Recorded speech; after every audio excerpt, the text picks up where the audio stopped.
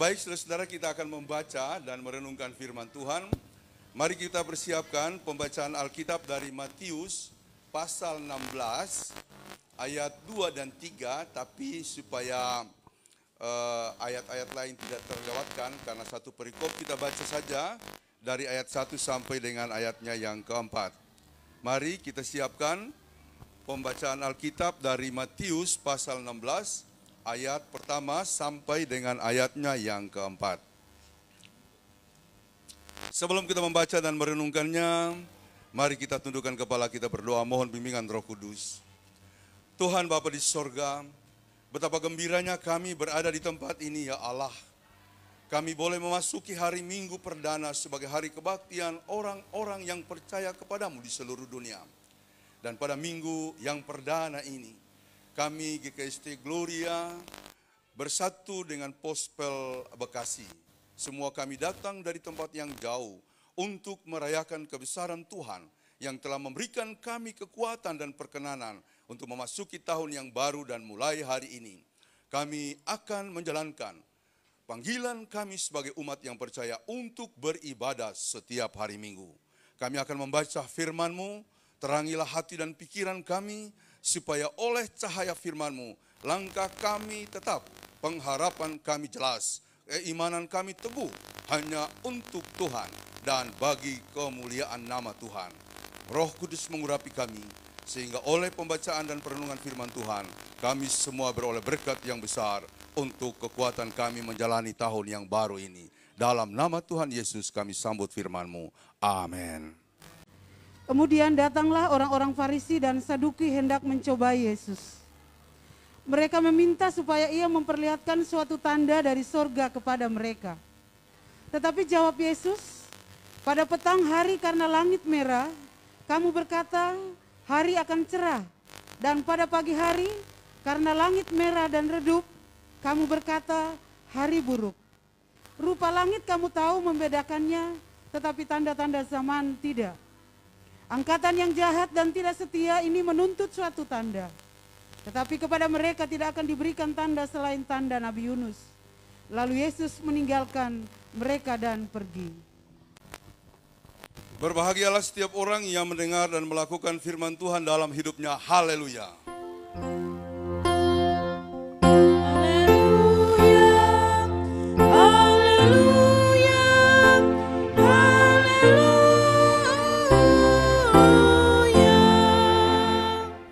Menyapa kita semua, baik yang ada di gereja ini maupun yang mengikuti ibadah live streaming ini dari rumah masing-masing. Shalom. Selamat Natal dan Tahun Baru. Bagi yang baru pertama berjumpa hari ini, walaupun sudah ada yang menyampaikan lewat WA, tapi secara khusus dalam perjumpaan ini, atau juga bagi yang mereka yang berada di rumah, saya mengucapkan Selamat Natal dan Tahun Baru. Wah, jadi beresononya ya.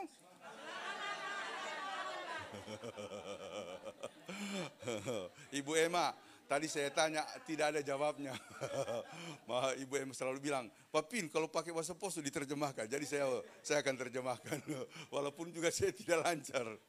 Saudara-saudara, berikan senyum kepada teman yang di kiri kanan kita, ya. Ya, senyum kiri kanan. Ya, jadi lalu yang suami istri mana? Oh, suami istri. Oke. Yang suami, oh berjauhan, sudahlah. Semua sebelah kiri kanan bilang I love you, I love you, I love you, I love you, I love you, I love you, I love you. Dimanapun kita berada, ya. Tadi anak-anak sekolah minggu itu tepat sekali menyanyikan lagu hati yang gembira adalah semangat yang patah mengeringkan. Amsal 17 ayat 22. Hati yang gembira adalah obat, tapi semangat yang patah mengeringkan tulang. Jadi semua akan kita jalani dalam satu prinsip. Ini prinsip iman. Apapun yang terjadi 2002 kita sudah jalani. Kemarin waktu 2021 semua bertanya-tanya. Pura-pura mampiosi. Barada sowa, barada rata yaku. Barada te sambote. Mama Ibu Elma lagi. Kita bertanya-tanya, apakah kita bisa nyebrang? Apakah kita bisa sampai? Apakah kita bisa ada di 2022? Semua dalam perasaan cemas, walaupun semua juga punya pengharapan yang pasti. Sekarang Tuhan sudah berikan, sudah ada yang menggerutu kemarin. Sudah ada yang mulai salah-salah pikir, salah-salah sangka sama orang lain. Jangan dulu, baru tanggal 2 ini. Baru tanggal 2, jangan dulu. Mau tidak ada uang, mau tidak ada beras, lepaskan itu semua, lewatkan. Tuhan, kami akan bersyukur paling tidak 1 bulan ini senyum terus kita ya. Senyum terus ya.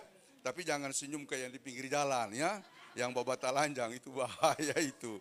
Itu bahaya. Jadi saudara-saudara, mari kita mengambil sikap ya yang saya sebut tadi prinsip sukacita akan menjadi jalan hidup kita ke depan. Ada amin? Maka semua akan diberikan segala halnya. Dulu saya sudah tekankan, orang Kristen itu selalu punya energi yang berbeda dengan orang lain.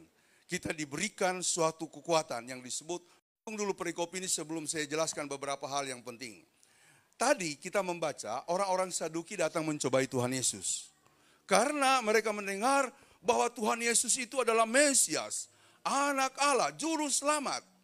Nah, orang-orang Saduki dan orang-orang Farisi secara keseluruhan itu memahami Musa adalah orang hebat. Bahkan beberapa nabi yang lain, Elia adalah orang hebat. Tidak ada yang bisa menandingi Musa. Kemarin tidak secara kebetulan kami mampir ke 2 orang, kebetulan sakit. Yang satu itu divonis dokter cuci darah. Dia tidak siap.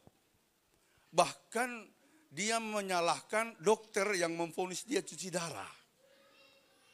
Karena waktu dia dibawa, waduh, saya baru saya sadar, besar banget karena kelihatan sekali dari belakang begitu ya. Ya, cuma saya bilang tetap saya I love you begitu ya. Itu ending yang bagus. Oh, kalau tidak dia mengamuk itu ya. Kalau tidak dia mengamuk. Jadi masih ada di sini yang mungkin mulai kecewa, ya kan? Papa kita ya, mungkin lihat lihat Mama Gita. Mama Gita ini jangan sampai ada mengeluh ya. Sebaliknya juga ya. Ibu-ibu ya, ibu-ibu misalnya mana Mama Feren ya, kemudian lihat Papa, mana Papa Feren, oh itu ya, ya Papa Feren, kalau lihat dari belakang masih enak ya, pas kita lihat depannya, pas lagi mereka duduk berdua itu ya, duduk berdua, BCA, botak cuma atas.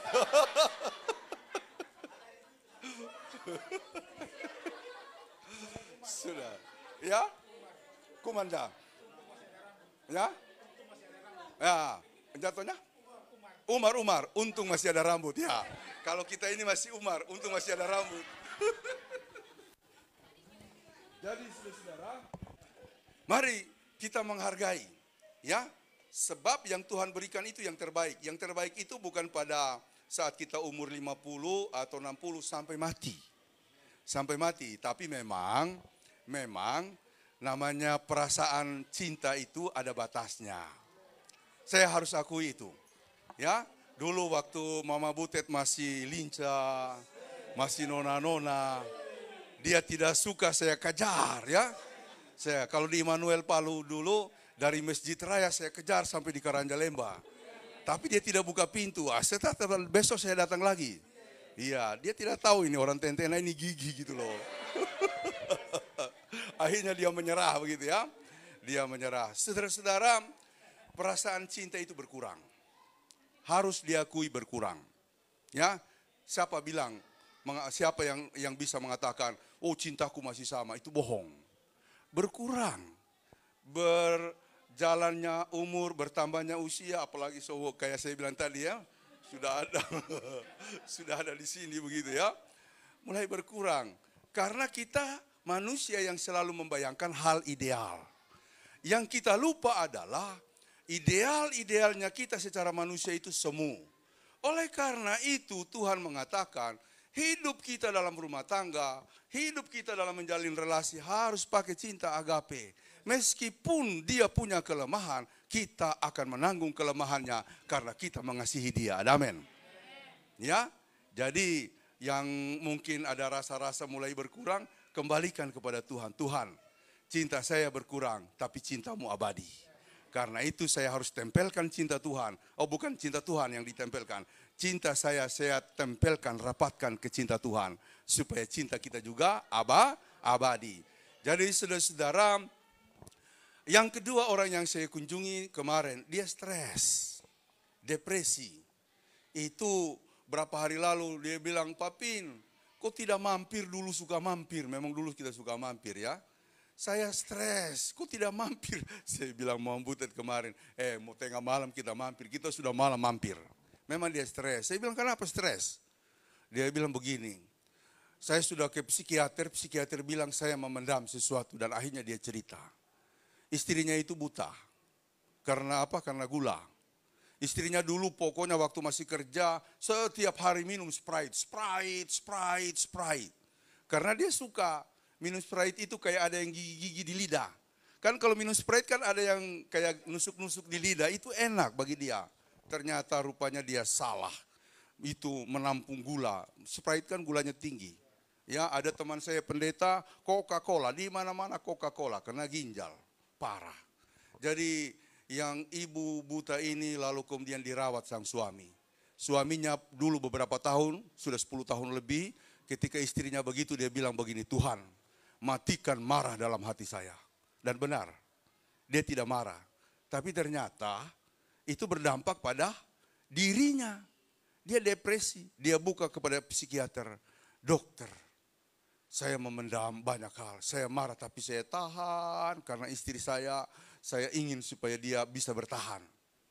Saya pendam dan ternyata itu mempengaruhi dia depresi luar biasa. Ya, dia sampai berdiri itu gemetaran, sampai dia bilang saya mau tutul ini HP, tutul maksudnya mau tekan toolnya. Dia tidak selalu goyang, apa istilahnya Vira? Ini orang psikologi. Tremors begitu ya. Sudah ada yang begini gitu orang? Itu kurang baca Alkitab pasti. Ya kan? Kalau sudah mulai begini, mulai buka Alkitab tiap hari. Jadi yang begini jadi begini-begini ya. Jadi buka Alkitab. Akhirnya dia buka dan dia bilang begini, Pak Pendeta, saya sudah buka semuanya, saya sudah sampaikan, bahkan kepada kami sudah dibuka. Langsung dia bilang, saya tidak mau lagi tertekan, saya tidak mau lagi depresi. Akhirnya dia mengatakan, mulai hari ini saya akan puji Tuhan selalu. Saya akan menyanyi memuliakan nama Tuhan. Jadi kemarin dia cerah sekali. Saudara-saudara, dengan perubahan-perubahan yang kita alami, kita akan maju. Jadi siap menghadapi perubahan yang pertama-tama dari diri kita. Dari diri kita, hidup ini berubah. Saya tidak akan menjelaskan banyak-banyak soal perubahan.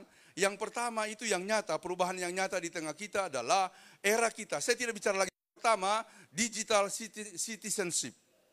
Jadi kita menjadi masyarakat digital. Tidak ada lagi yang menolak, semua kita adalah masyarakat digital. Mana buktinya semua punya HP. Semua WA-an, semua Facebookan, semua, saya tidak tahu di sini ada ibu-ibu yang TikTokan, ya, yang TikTokan gitu ya.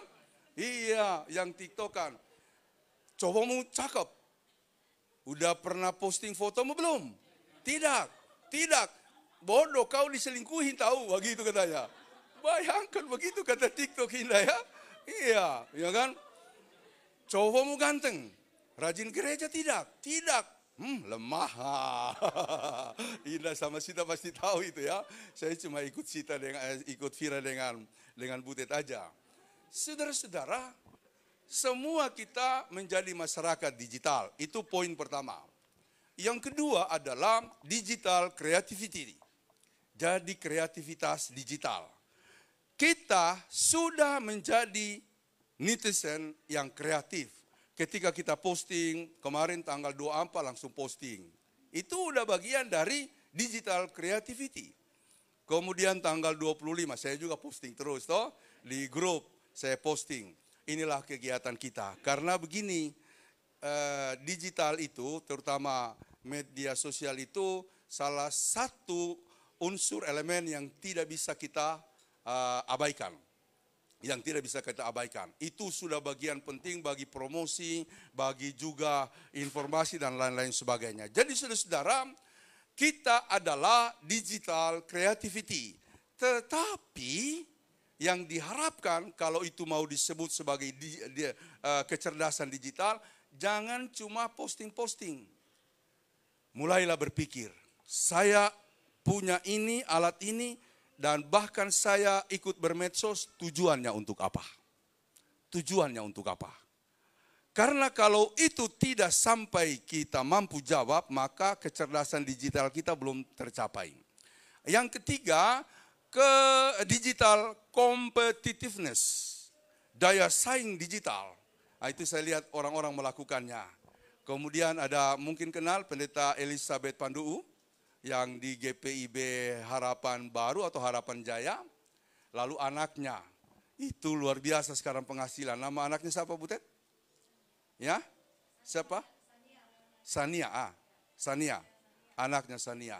Itu dia kreatif ya. Dia menggunakan medsos untuk mendapatkan uang. Dia hanya biasa bagaimana cara make up begitu ya. Bagaimana cara garis alis ini ya. Oh, besok-besok saya mau garis, kita punya alis ini ya. Ini laki-laki apa ini, udah gila, pasti laris itu. Pasti laris. Ya. Jadi saudara-saudara, mari saya mau mendorong kita ini berada di sebuah dunia yang udah berubah, dunia digital. Mari kita karyakan diri kita untuk mengembangkan kehidupan dan pelayanan kita. Tetapi begini, perubahan-perubahan itu kita jalani sekali lagi. Jangan sebagai perubahan yang biasa, tetapi perubahan dalam kerangka kemuliaan nama Tuhan. John McCain menulis buku 34 karakter yang menggugah dunia. Jadi ada tokoh-tokoh yang mengubah dunia, ada Ibunda Teresa, ada Winston Churchill, ada Abraham Lincoln, ada siapa lagi tokoh-tokoh yang sangat terkenal. Mereka punya satu nilai iman dalam hidup mereka yang menonjol, sangat menonjol, dan itu yang membuat mereka berkembang. Bunda Teresa menerapkan kehidupan yang penuh cinta kasih. Dia tolong orang kusta tuntas, sampai mati dia tolong. Sampai dia tidak pikirkan dirinya sendiri. Maka itu wartawan pernah datang berkata kepadanya, Bunda Teresa, andaikan saya dibayar berapa ribu dolar, saya tidak sanggup melakukan pekerjaan ini. Bunda Teresa bilang apa? Saya juga, Pak. Demi uang saya tidak akan sanggup melakukan ini. Tapi saya melakukannya bukan demi uang, melainkan demi Kristus yang bisa memampukan saya melakukan ini.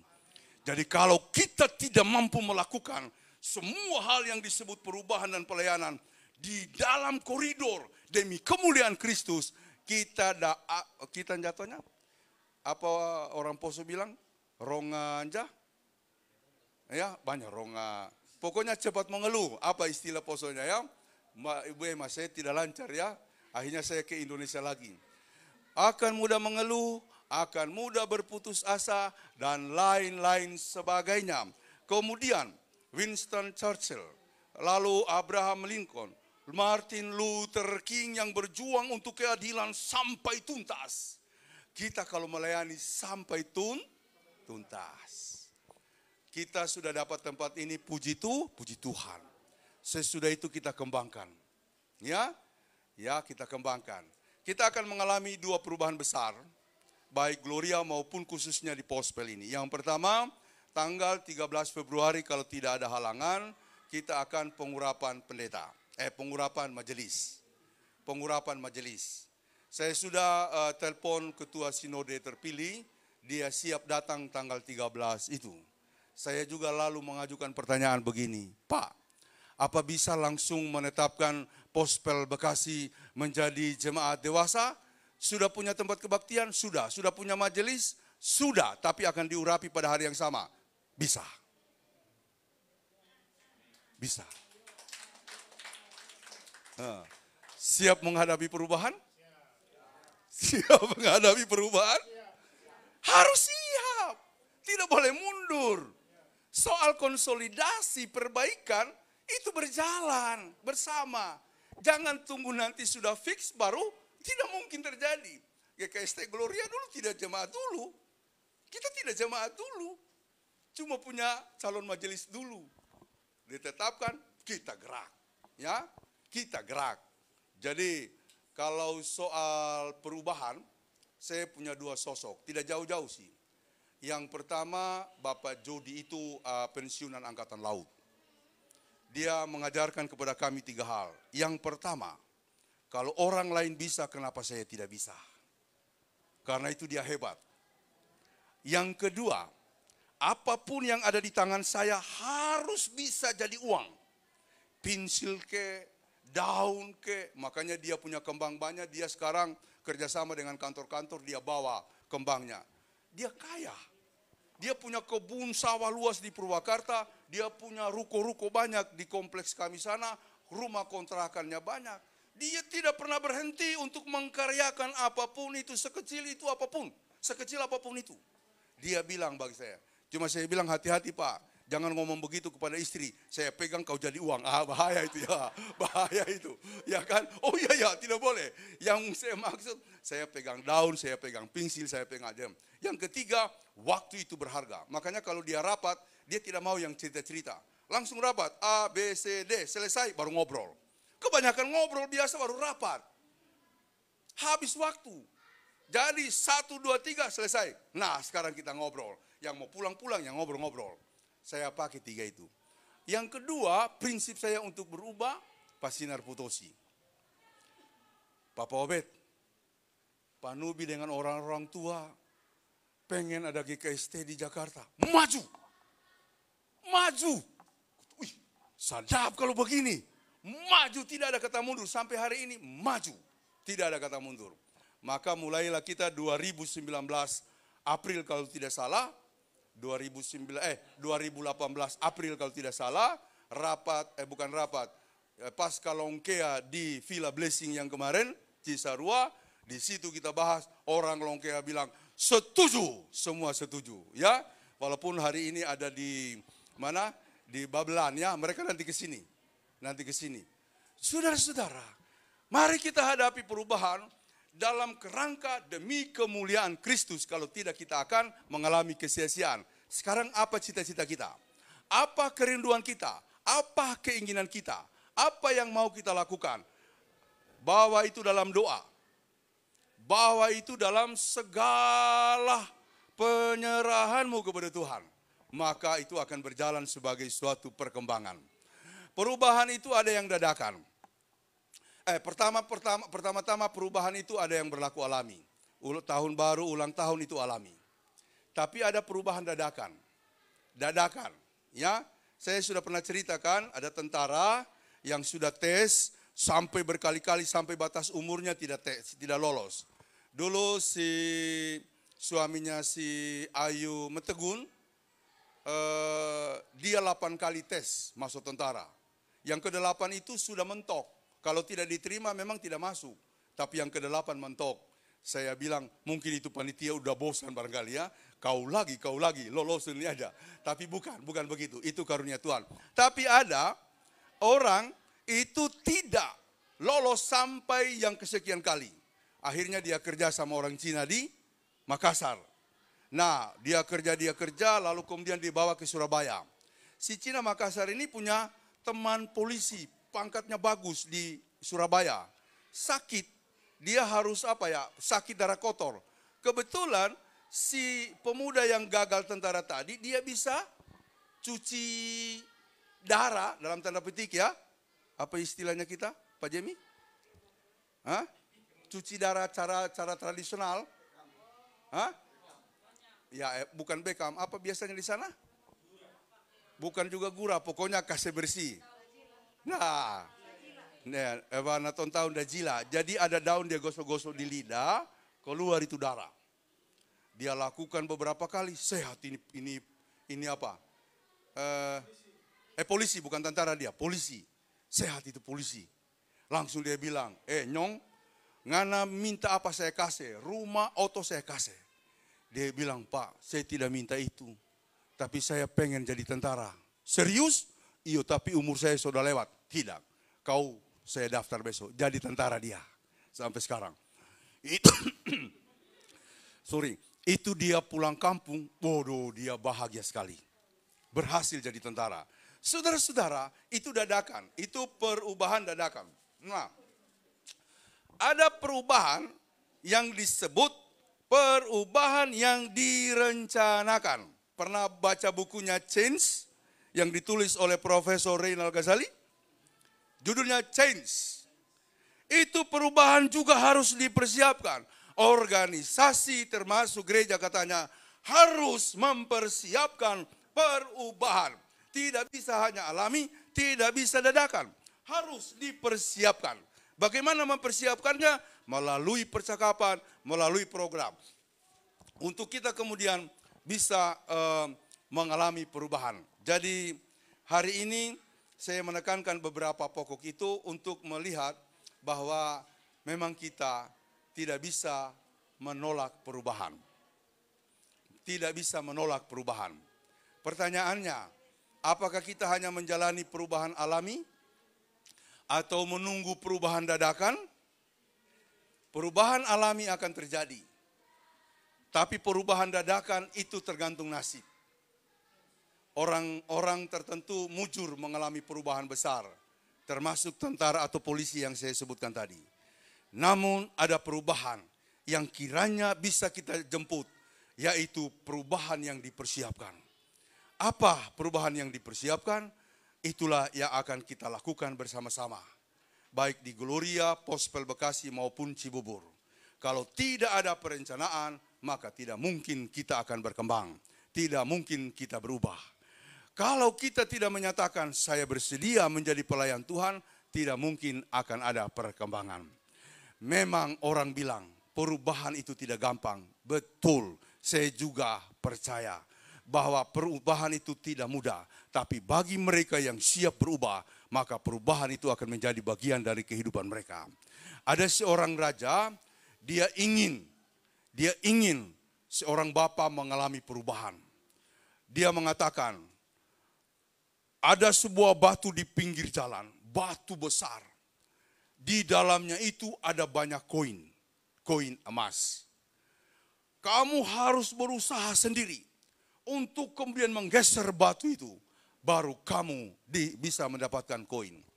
Saudara-saudara, dia lakukan itu tiap hari, tiap minggu, tiap bulan, sampai hampir 1 tahun. Memang bongkahan batu besar sekali. Tidak ada perubahan. Dia menyerah. Maka raja mengatakan, bagaimana ada perubahan? Mohon maaf baginda raja.